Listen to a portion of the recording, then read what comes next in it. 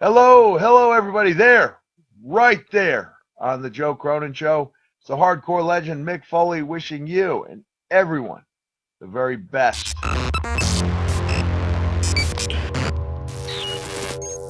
This is the Epic Voice Guy, and I can honestly say Joe Cronin is God.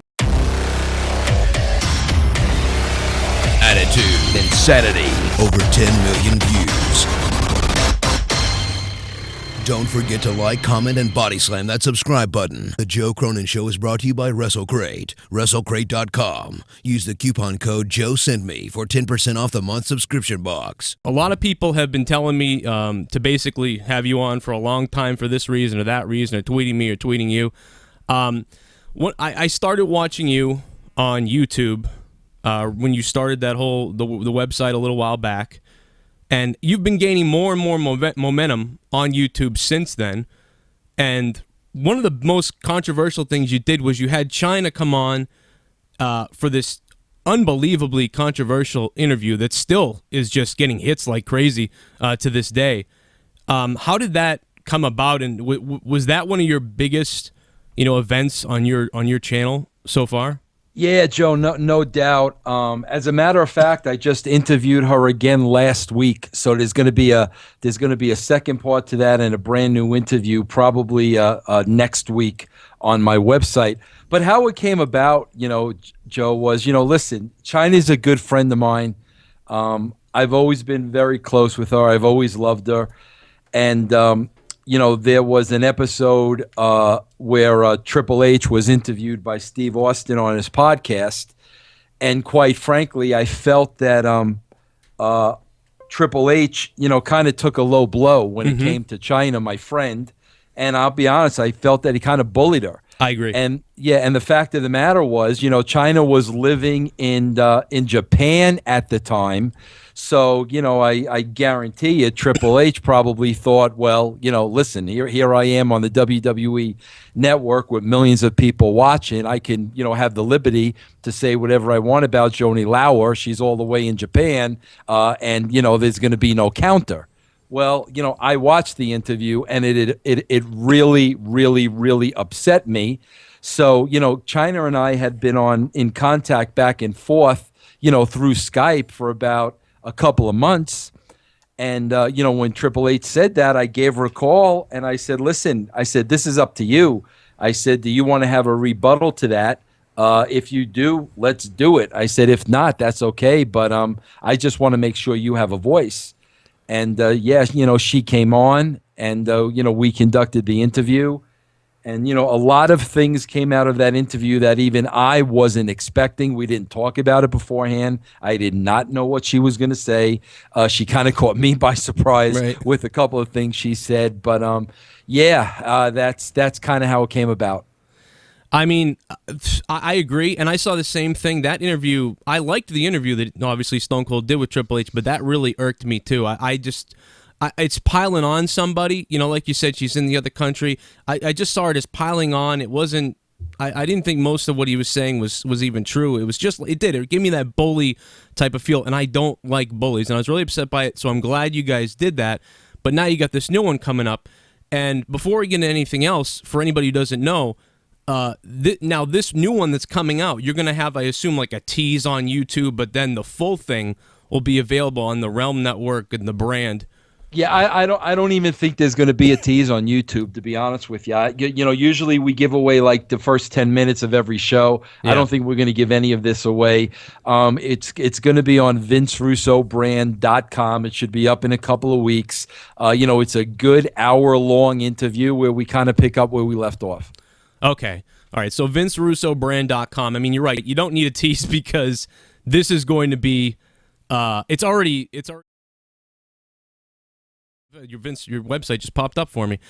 This thing has been building. I can't wait to see the next one. Different things, and to get so much access, it's unbelievably entertaining. Monday you do Vixens That Rule or Vixens Who Rule.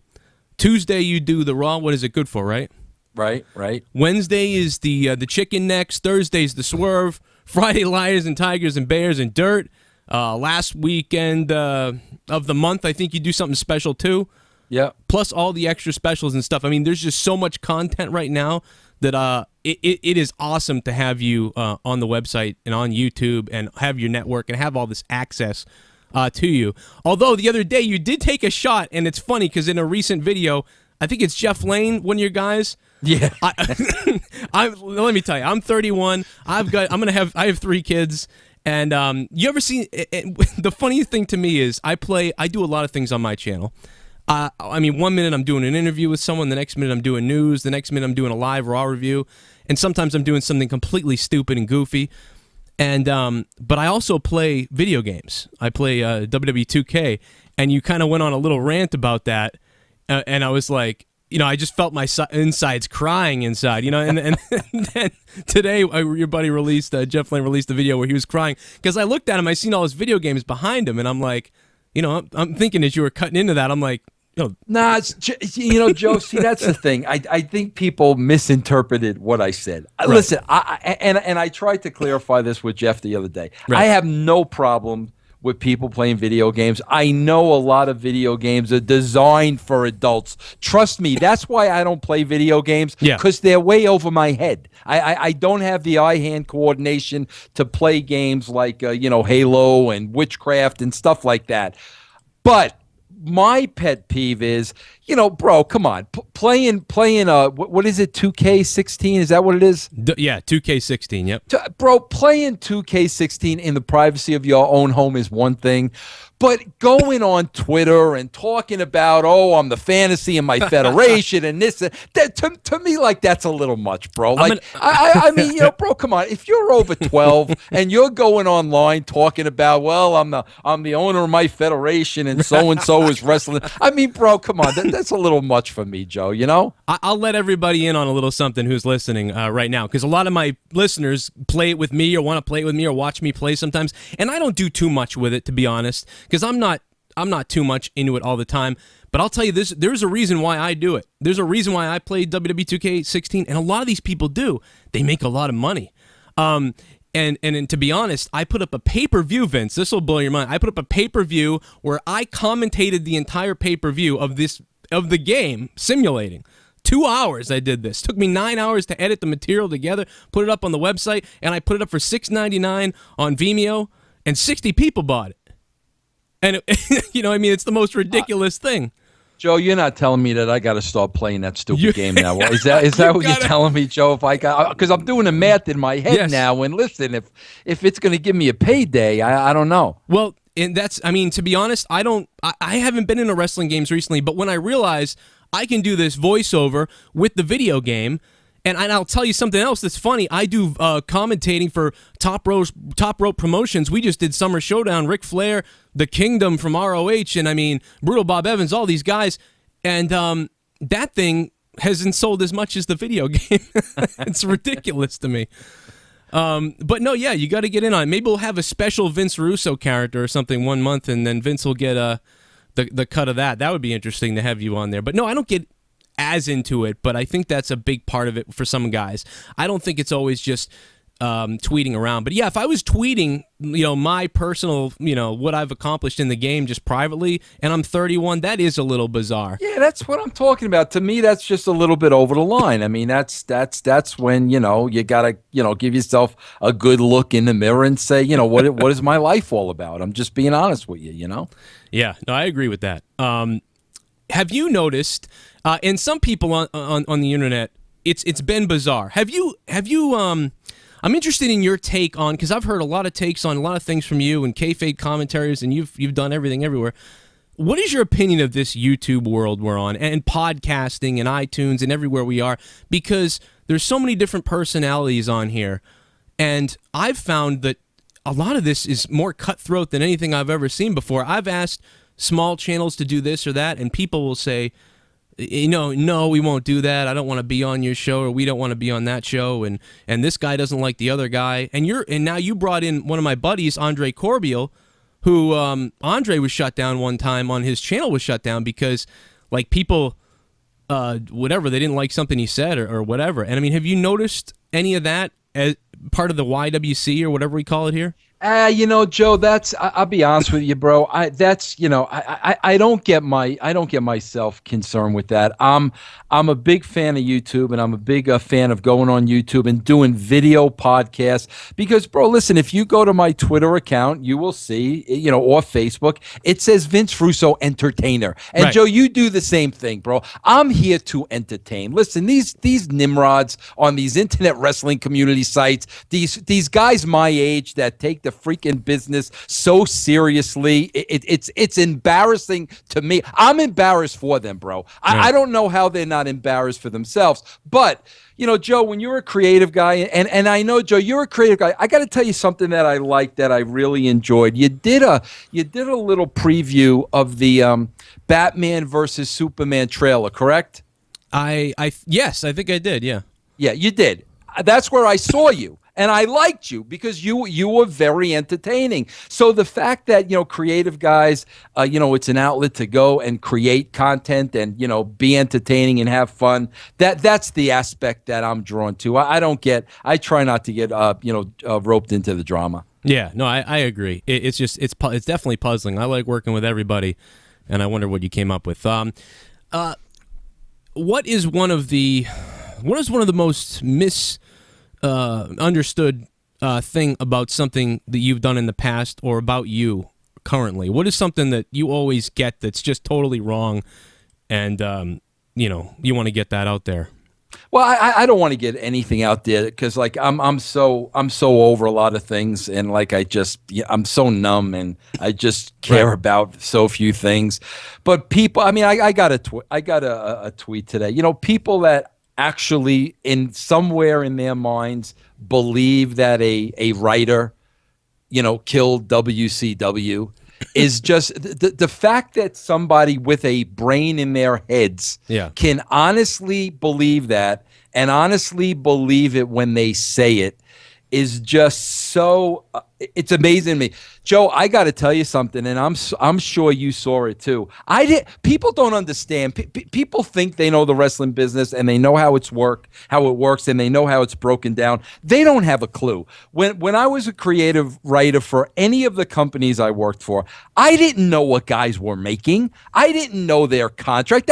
I'm a writer. I'm not talent relations. And to be honest with you, nor did I care how much these guys made. Whatever they made, great. Right. So when Hogan's contract broke about a week ago, I saw it for the first time like everybody else.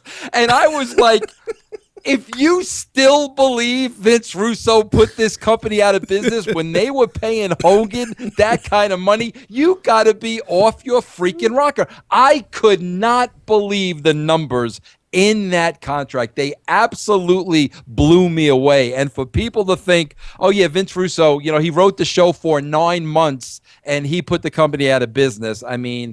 It just boggles my mind. I'm laughing because I saw that the other day and I was like, are you kidding me? This is coming out now? We're talking about this still, and this just came out? Exactly, right.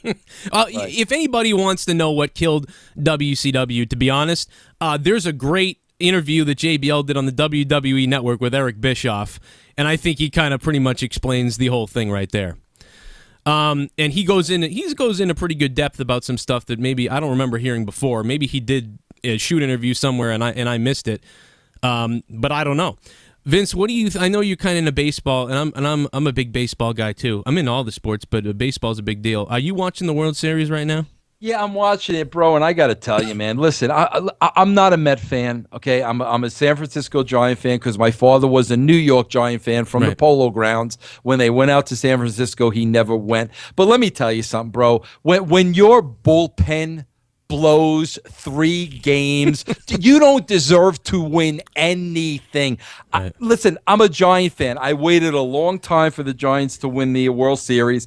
Having won 3 out of the last 5 years and watching every single game, I can tell you, when you get to that level in the playoffs, you can't make one mistake. One mistake is the difference between being a world champion and being the team that everybody forgot. The Mets their bullpen have blown 3 games. They're not coming back. They don't deserve to win. And God, if I was a Met fan and I got to this point and my bullpen blew 3 games in the 8th and 9th inning, I think I'd be upchucking all over myself. Oh yeah, I'd be losing it. And you know what? I either team, I didn't really have a dog in the race. I just wanted to enjoy the baseball, and I was happy for my Mets fans, my people that I'm friends with that are Mets fans. I was happy for the Kansas City fans, and then a lot of my Mets friends started sending me like Bill Buckner stuff for some reason, and then that made me upset, and I started. Hey, bro, let me tell you something. Honestly, I watched that Bill Buckner game live. Right.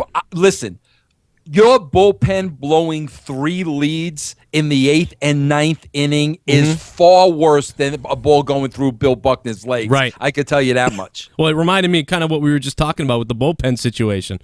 The only reason why I knew about it because I think I was 3, but my dad had it on VHS, and he wasn't a big sports guy. He was an engineer, computer guy, although he was into wrestling and baseball, and that's how I got into wrestling. But he would play that VHS every once in a while. And I remember, and I remember being like 6 and 7 and him whipping it out every once in a while to just look at it. And he wouldn't say anything. He would just put it in. So it was like I lived it a couple times over, even though I was younger when it actually happened. So I just thought that was one of the funnier things. I want to ask you about going back to wrestling, about the indie scene right now, because calling Top Rope. I actually showed up the other day to call something in Massachusetts, and they told me, oh, your broadcast partner is going to be Les Thatcher. He'll be here in a minute. And I didn't know. And I was like, you kidding me? Les Thatcher? This is going to be unbelievable. And Les says, just a heads up, I'm not going to take it easy on these guys. I said, well, okay, it's not my deal. Let's go for it. And he said something at the beginning after this happened about the wrestlers trying to be WWE superstars or just watching too much WWE. And it just kept happening throughout the show, and I went to another indie event and I saw it. It's where like these guys come out a lot of times and they all kind of do the same thing. They all are the same heel. They beat the guy up, they walk around and they point to the crowd and they don't do anything, and then eventually they come back and then the face comes back at them, and it was the same thing repeated over and over again, and he absolutely hated it. He wanted to see a more pure wrestling product, but I see a lot of spots and things like that on the indie scene right now, and it's. But those fans, those hardcore wrestling fans, tend to like it. Even on NXT, sometimes you see this, and the fans are loving it. It's over with them, but the indie scene guys are doing it. Guys that you never heard of, or a guy that's only been wrestling a few months, are doing it, and it's kind of off-putting some people. What do you think about that? I think a lot about it, Joe. I go on every day about this stuff. Listen, I say that the easiest way I could sum this up to you is, I turned on a wrestling show for the first time when I was about 12 years old. And the first people I saw on my television screen were the Valiant Brothers and Captain Lou Albano. I was immediately hooked on the characters and the entertainment aspect. These guys were larger than life. Yeah. If I was that same 12-year-old kid today and I tuned into the wrestling product, I would not be a wrestling fan. I wouldn't be. And I have no problem saying that because it's a different product. They literally, the brand of wrestling we are seeing today is nothing that any of us grew up on. I don't know how to describe it. I don't know what to what to call it, but it's not professional wrestling the way that we knew it. And that's why the WWE have lost a tremendous amount of their audience. Those are the casual fans. Yeah. Those were the wrestling fans who were tuned out to it because it's not wrestling anymore. And here's my concern, and this is what's happening. It's being turned into a niche market, Yeah. And here's the perfect example. The NXT went to the Barclays Center over around SummerSlam, and they drew 13,000 people. And Triple H is out there going on Twitter putting over the fact that, we sold 13,000 tickets. And I'm like, with all due respect, Triple H, that's great. It's great that you sold out 13,000 tickets, But what about the 7 million people that aren't tuning in on Monday nights anymore? Right. You know, I would be more concerned with those 7 million people and how are we going to get them back rather than, oh, NXT just sold 13,000 tickets. But like I said, that's a perfect example of they're turning this into a very small niche market. And that's what the shame of it is to me, because when I was writing for Raw during the Attitude Era, I wanted the entire world to watch. Right. I wanted to get as many eyeballs as possible. I wanted television viewers to become wrestling fans. And that doesn't happen anymore. It's a totally different philosophy. They're kowtowing to the smart fans that are going to watch it no matter what. Right. That's the part that makes no sense to me. The internet community, all those people are going to watch it as long as wrestling is in the title.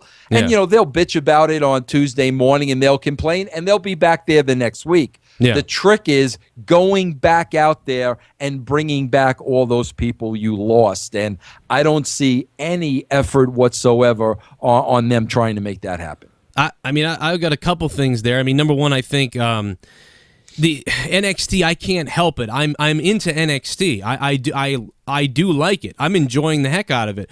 But I see it as two different things. Like, I am enjoying it, and I think Triple H is right. Yes, you sold that many good. I'm glad I'm getting NXT product. But the WWE main roster product, if you call it, that's what bothers me. That's what drives me insane. I think the two most ridiculously booked people who should be much higher than they are Bray Wyatt and Dean Ambrose. I can't understand why Bray Wyatt's job right now is to attack someone, be menacing, but then lose to them. So lose to everybody when you start a feud with somebody. And then Dean Ambrose, I mean, the other night on SmackDown, the dialogue was I couldn't even deal. I wanted to turn it off. And but Bray Wyatt and Dean Ambrose lost to a TV. Do you remember that a year ago? He lost to a TV. Now that's writing, that's booking. I don't know what it is. And but those are the two most ridiculously booked people, I think, in the company right now for what they are. I mean, I don't know if you agree with that, but how do you feel about Bray Wyatt and Dean Ambrose? Listen, man, Joe, I cannot say enough about. Let me put it to you this way: I'm a much bigger Bray Wyatt fan than I am Dean Ambrose. Okay, I cannot say enough about Bray Wyatt. There is no doubt in my mind, having worked with Taker in his prime, having worked with Kane in his prime, there is no doubt in my mind that Bray Wyatt should be right up there with those two guys. If you can't write for Bray Wyatt, you have no business being a writer on a wrestling show. It's that simple. This guy is so talented, and the fact that they have dropped the ball over and over and over again, it pains me. It pains me because it's not his fault. And like you said, Ambrose, it's not Ambrose's fault. They don't write the show. Those guys are going out there giving 150% every week, balls to the wall. Those guys are working just as hard as everybody did during the Attitude Era, just as hard. But it's the material that they're being given on a weekly basis, and how you cannot get a Bray Wyatt over and positioned where he should be is just absolutely beyond me. I agree with you on that one, and the obviously because I started part of that, but I want to tell you something about a perspective that I have. You talked about wanting to be in everyone's household and everyone to know what wrestling was. I was in school, so the first thing I ever saw was Macho Man vs. Hulk Hogan, WrestleMania 5. I got to see that. That's it. I was hooked. I would get tapes. My dad would get tapes of NWA and you know what I mean, Mid-Atlantic, like all kinds of different little regional wrestling things, and he would watch them with me a little bit. And that was a great thing, and it was a lot of fun to watch all those matches, to see tapes, and to tell my friends about it. My friends didn't care. They didn't know what I was talking about.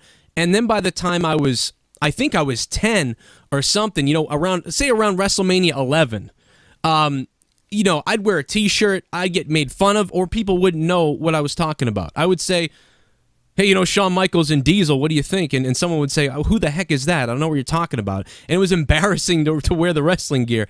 But later on, as things changed into the Attitude Era, it became cool. Everyone was doing it. Everyone was watching it. My dad died when I was 8, and my mother met this other guy, and he was a crazy. He couldn't understand the wrestling. He absolutely hated it. He thought I was an idiot.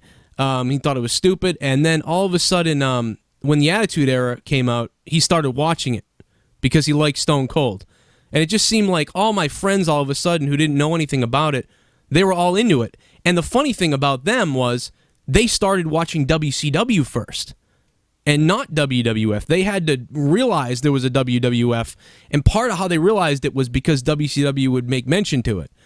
And or they'd start reading about wrestling and things like that. So it was very interesting to see how that spawned and became a thing.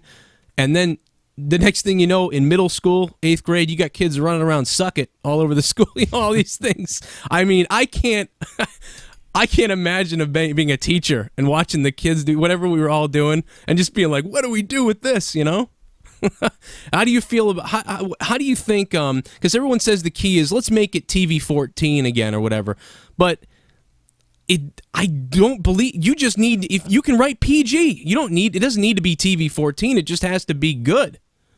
Yeah, Joe, before they even get to what the rating is, there are 10 problems on top of that, because that's what everybody says. Right. The rating, listen, bro, the rating has nothing to do with not being able to create, compelling characters or compelling storylines. It has nothing to do with it.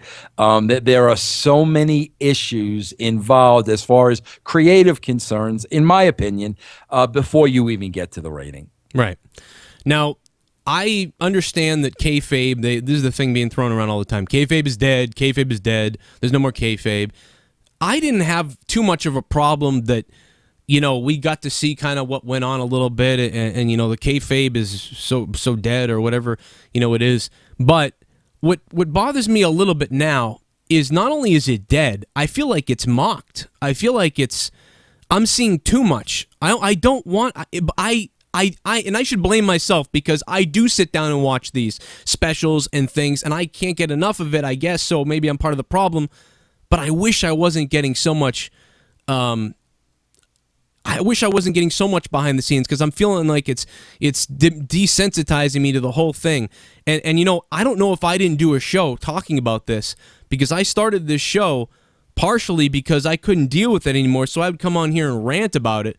And if I wasn't doing this, I don't know if I could stand to watch it, but I can deal with it now because I can come on here and cry about it and then go back to watching it again.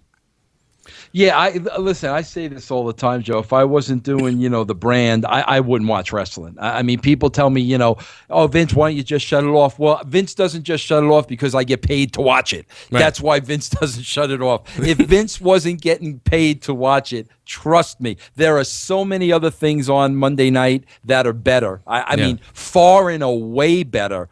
WWE Raw would be so far down my list, but like I said, I get paid to watch it, so I watch it, and if it's good, I'll say it's good. If it's bad, I'm going to say it's bad. Yeah, I agree. I wouldn't be doing it if it wasn't for that. Now, if someone sent me this question, and I was like, all right, well, this is one that I can tell them. If you had to work for either Dixie Carter or Vince McMahon, but it wasn't in wrestling, it was they owned a restaurant, which one would you choose? I would. I'll be honest with you. No offense, and I can't even say no offense without no offense being taken. I would never want to work for Dixie Carter again. No. I got to be honest with you. The sweetest person in the world. Right. She's a sweet woman sweetest woman in the world. She is a horrible boss. She's just not. She's not cut out to be in charge, and that's okay. I mean, some people just are. I'm not cut out to be a boss. I'm really not. I never wanted to be in a position of power. I just wanted to write the show. That's all I ever wanted to do. Some people are just not cut out to be bosses. She's one of those people. So it was very, very, very, very difficult working for her. Much, much easier working with Vince. You knew what you were going to get with Vince. You knew what he wanted. You knew what you had to deliver him. There was no BS. He told you the truth right to your eye. That's a no contest. There's something that I came across the other day, which I didn't know about. There's a lot of things, throughout the years that come out, what was a shoot, what wasn't a shoot, what did people know?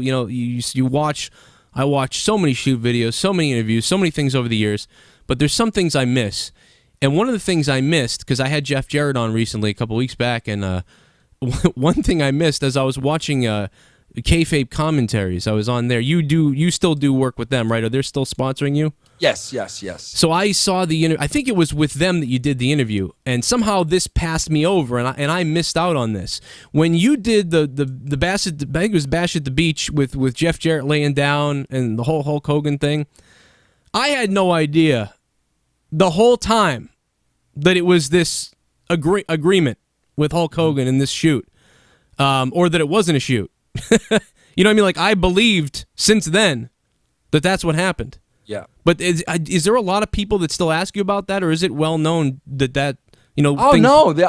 Listen, anybody can go back to my book, and it's not a plug for my book. I'm just telling you this. You can go back to my book, which I probably wrote like 2002, right? Like, 13 years ago or something. But the reason why I bring that up, Joe, is because my story back then is the same exact story I've told over the last 13 years. How sick of you? How sick of it are you now? Telling the stories. Please. Nothing has wavered. It's been the same. But the fact of the matter is, if people don't want to believe it, they're not going to believe it. So a lot of people that still believe it was a shoot, they want to believe it was a shoot. Yeah. So, like, if you want to believe that, knock yourself out. I've told every detail of the story and everything that happened, and I knew it wasn't. When I saw you talk about it, I knew it wasn't. I started jumping around the room, clapping my hands, laughing like a madman, because we're talking about, 15 years later, and I'm just realizing this now? I just never gave it a second thought. I never started thinking about it or whatever. I mean... But Joe, that's the thing, bro. Stuff like that can still be created today. Mm-hmm. I'm telling you, listen, any locker room, I don't care what locker room it is, there are guys that don't get along. No doubt about it. Bret Hart and Shawn Michaels hated each other, okay? As a writer, you have to use that to your advantage. Right. And, 9 times out of 10, the wrestlers are professional enough because they know it's going to draw money. They know if there's legitimate heat, but they could still go out there and work with each other, it's going to draw money. So things like that would still get over today, would really help the business. But here's the problem, and I think a lot of it has to do with Vince's age, to be honest with you. The WWE, rather than evolve the sport, rather than go forward, which is what we tried to do with Sports Entertainment Extreme at the beginning of TNA, rather than go forward, what they've done is they've gone backwards. They've gone back to what they know, and what they know is wrestling. And unfortunately, in 2015, 1980 wrestling doesn't sell. You've got to evolve it. They've failed to evolve it. Thus, that's why I think the viewership is down. All right, Vince. Well, I know I'll wrap it up for you here in a second. I really appreciate you coming on again. What is next for the brand and for Vince Russo? Is there anything coming up that you see evolving on your channel and your network? Yeah, I want to, Joe, I don't know, I do the video thing. I see you're doing the video thing. One thing I really want to do, Joe, and I don't know if you do it or not, but like I'm not really tech savvy. So like I've learned a lot of this stuff as I've gone along. Yep. But I really want to take the camera and like go out with the camera. Yeah. I really want to shoot some original programming, guy on the street. Who knows, bro? Maybe I even take the camera to wrestling shows. I don't know, but I want to go out and I really want to get out from behind the desk and do like original programming. The only thing holding me back is, I'm learning the technology as I go along. All right. Well, yeah, no, I've seen you grow with this.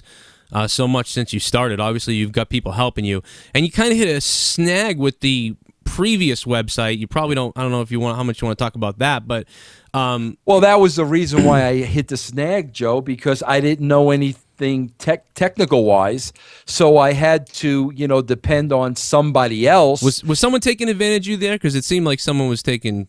Yeah, I mean, liberties. they definitely had the power over me because I was the creative guy, and when it came to the technical part of it, I didn't have a clue. So at the end of the day, one night I went to go log online, and my own site, I was locked out of. Right. And I was absolutely helpless, Yeah. which was the reason why the second time around I was going to go with a reputable company. Yeah. I wanted to go with a network. That's when I found the Realm Network, and it's been great working with them, and that's something that I'll never have to worry about again. That's great. Yeah, I remember at the time I tried to tweet you and I tried to message, and you probably after that you're like, "Who's this guy?" But I was like, "Let me help. Let me do something and help you with this," because I saw that. I was like, "Someone's messing with him. Someone's, whatever." But so it's good that these new things are coming out with you.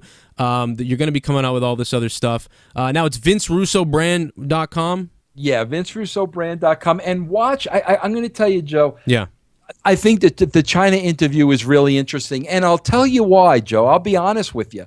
I had a lot of questions for Chyna. Right. Because one thing, Joe, that really rubbed me the wrong way was, there was this story of Chyna going to Piper's funeral and God. embracing Triple H and whispering in his ear, telling him she was sorry. Right. And me right away, I'm like, whoa. Wait a minute. You came on my show and you basically accused Triple H of hitting you. Yeah. What are you apologizing for? You know what I'm saying? Because if you're apologizing about that, Right. then I need to clarify that on my show. Right. So, I really had some tough questions for Joni, like, what are you apologizing for? The whole thing with the Hall of Fame, I got to be honest with you, Joe, I'm very close to her, but in my opinion, the Hall of Fame comes down to one man's decision. Vince McMahon, period, end of day. Whether you're in or you're out, is it all relies on Vince McMahon. And to me, her wanting to get into the Hall of Fame, it's like, what do you need the approval of Vince McMahon for? Why is it so important for you to get his approval? You've already proven yourself. So I've asked her a lot of the tough questions that I was interested in getting the answers to. So I think it's going to be a real interesting interview. No, I agree. I can't wait for that. I mean, this thing set the internet on fire the last time you had her, and this is part 2. This is like after Rocky 1. This is Back to the Future 2. I mean, this is part 2, and I'm excited for it, and I will let everybody know when that starts to go on. When is that? What day is that happening? That's probably not going to be this week. It's going to be next week, either next Monday or next Thursday. And what else do you have to plug? Where else can we find you? I know you're on YouTube. So you just search Vince Russo on YouTube, I suppose? Yeah, and what I do, Joe, too, is I go on WrestlingInc.com, and after Monday nights, we review Raw. And then on Thursday, I have a podcast with them. It's called Nuclear Heat. So you can find me on Wrestling Inc. those days, but on VinceRussoBrand.com, we put new content up every single day. All right. Well, I'll look forward to it. We'll look forward to it. And it's Vince Russo joining me on the Joe Cronin Show. Guys, go check him out. Get ready for that Chyna interview and everything else. Vince Russo, I really appreciate it, Vince. Yeah, and Joe, I'd love to bring you on my show. We got to work that out. Now that I did this, now that we got to know each other, I mean, I think there's a lot we could talk about. I'd love to bring you on the show. All right. Hey, I really appreciate it, Vince.